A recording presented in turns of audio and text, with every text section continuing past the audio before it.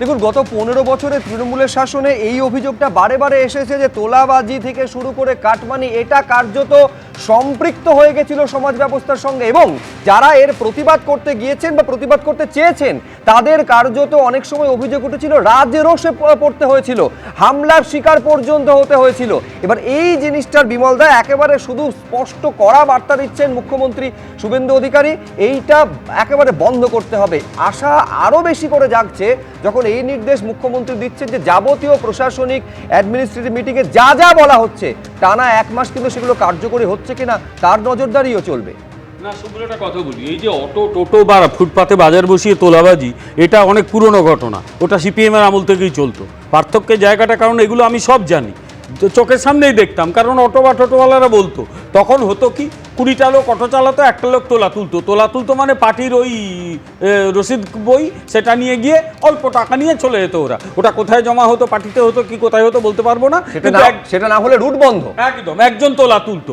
তৃণমূল করলো কি, 10টা লোক অটো চালালে 4টে লোক তোলা তোলে, এবং সেই তোলা কার নামে তোলে, কে তোলে কি জানি না। এবং এটা আমি জানি, দমদম অঞ্চলে শুনেছি ফুটপাথে না কিছু জায়গা তৃণমূলের কিছু নেতা রেখে দিয়েছে, এটা আমার জায়গা, সেখানে সেই লোকগুলো বসলে সেখান থেকে দৈনিক যা আয় হবে তার একটা অংশ তৃণমূলের নেতাকে দিতে হবে। তুমি একবার চলে যাও, এখন যারা ব্যবসা করে তাদের কাউকে জিজ্ঞেস করো, তোমার সাংবাদিককে পাঠাও, দেখবে এই ঘটনাগুলো একসময় ছিল।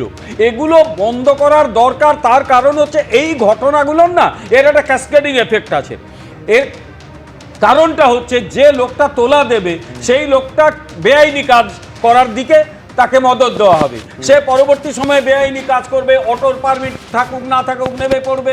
যে লোকটা ফুটপাতে দোকান দিচ্ছে ফুটপাত এলাকা ছেড়ে রাস্তা ঘিরে নেবে, কিচ্ছু করা যাবে না তাকে। অর্থাৎ আইন না মানার যে একটা অদ্ভুত ট্র্যাডিশন সেটা কিন্তু চালু হয়ে যাবে। ওটা সিপিএমও চালু করেছিল, আর তৃণমূল তো এইসব ক্ষেত্রে সিপিএমের বাবা, তারা পুরো তোলাবাজিকে একটা সিন্ডিকেট বানিয়েছিল, ওটাকে ভাঙতে হবে। না ভাঙলে না আইনের শাসন প্রতিষ্ঠিত হবে না। মুখ্যমন্ত্রী তো ঠিকই বলেছেন, শাসকের আইন চলবে না, এটা আইনের শাসন প্রতিষ্ঠিত হবে। এবং তার সঙ্গে এটাও করতে হবে একজন সাধারণ নাগরিক হিসেবে, এই যে তোলাবাজগুলো এতদিন যারা তোলা তুলেছে সেগুলোকে চিহ্নিত করতে হবে, এবং চিহ্নিত করে সেগুলোকে একদম আইনের আওতায় নিয়ে আসতে হবে। তা নইলে কিন্তু দৃষ্টান্তমূলক শাস্তি না দিলে এই ঘটনাটা ঘটতেই থাকবে। এটা গেল একটা দিক। দ্বিতীয় দিক যেটা, স্বচ্ছ প্রশাসন যদি না হয় তাহলে আমরা স্বচ্ছ সমাজ দাবি করতে পারি না। স্বচ্ছ সমাজ তখনই হয় যখন রাষ্ট্র তার প্রশাসনটাকে স্বচ্ছতার সঙ্গে পরিচালনা করে। পশ্চিমবঙ্গের সমাজ ব্যবস্থাটাকে নষ্ট করে দিয়ে গেছে প্রথমে সিপিএম, তারপর ওই তৃণমূল বা আমরা যাকে তোলামূল বলে থাকি, তারা একেবারে নষ্ট করে দিয়ে গেছে।